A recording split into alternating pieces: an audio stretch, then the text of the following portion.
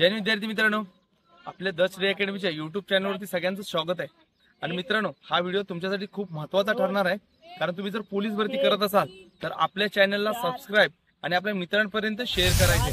कारण की मित्रांनो, आपल्याला पोलीस भरती करतोय तर पोलीस भरतीचे 3 टप्पे आहेत। हे तुम्हाला माहिती असेल, आताच नुकती तुमची 10वी 12वी झाली असेल किंवा मित्रांची 10वी 12वी झाली असेल आणि पोलीस भरतीची तयारी करतायत, त्या मित्रांपर्यंत हा व्हिडिओ शेअर करायचा आहे, कारण हा व्हिडिओ खूप महत्त्वाचा आहे।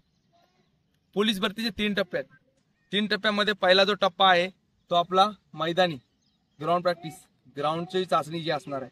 दुसरा टप्पा आहे ती लेखी 100 मार्काचा जो पेपर असतो, आणि तिसरा टप्पा आहे वैद्यकीय चाचणी म्हणजे मेडिकल तुमचं।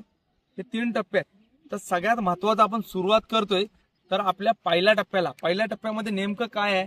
पोरं ग्राउंडची तयारी सुरू करतात, गोळा टाकतायत, 1600 मीटर 800 मीटर या सगळ्या गोष्टी आहेत, पण सगळ्यात महत्त्वाचं आहे ते म्हणजे आपली कागदपत्र, डॉक्युमेंट मध्ये काय मित्रांनो, तुम्हाला पुढील प्रमाणेची बाजूला जी लिस्ट दिली आहे त्या लिस्ट प्रमाणे तुमचे डॉक्युमेंट असले पाहिजेत। ते म्हणजे 10वी 12वीचे पासिंग सर्टिफिकेट आणि गुणपत्र हे दोन्ही पण असले पाहिजेत, पोलीस भरती देतोय तर। त्यानंतर मित्रांनो, आपलं शाळा सोडल्याचा दाखला, TC LC ज्याला बोलतो तो जर नसेल तर बोनाफाईड सर्टिफिकेट, त्यानंतर डोमेसाइल सर्टिफिकेट, रहिवास दाखला बोलतात ते तहसील ऑफिस मधून मिळतं।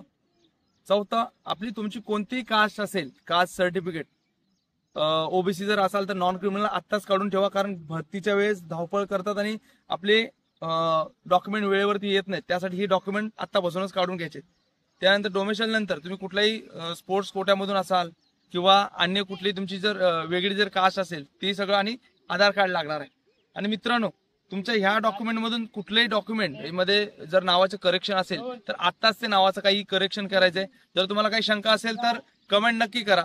आणि सगळ्यात महत्त्वाचं म्हणजे आता 10वी 12वी पोरांचे झाले आणि त्या सर्व डॉक्युमेंट लॅमिनेशन करून घ्या, प्लास्टिकचा जो कव्हर होते तो चढवून घ्या, कारण की पावसाचं वातावरण आहे, आपल्याला हे डॉक्युमेंट हे कायमस्वरूपीसाठी असणार आहे। त्यासाठी तुम्ही आता नवीन डॉक्युमेंट जर तुमचे असतील ना, लॅमिनेट करून घ्या। ते तुमचे डॉक्युमेंट पावसाने, मातीने किंवा भरतीला गेल्यानंतर मातीमध्ये किंवा पावसामध्ये खराब होण्याचे चान्सेस असतात, तर तुम्ही त्याला आत्ताच लॅमिनेशन करून घ्या। आणि काही जर असेल तर कमेंट नक्की करा। आणि मित्रांनो, पुढील व्हिडिओसाठी आपल्या यूट्यूब चॅनलला सबस्क्राईब नक्की करायचे आहे। जय हिंद।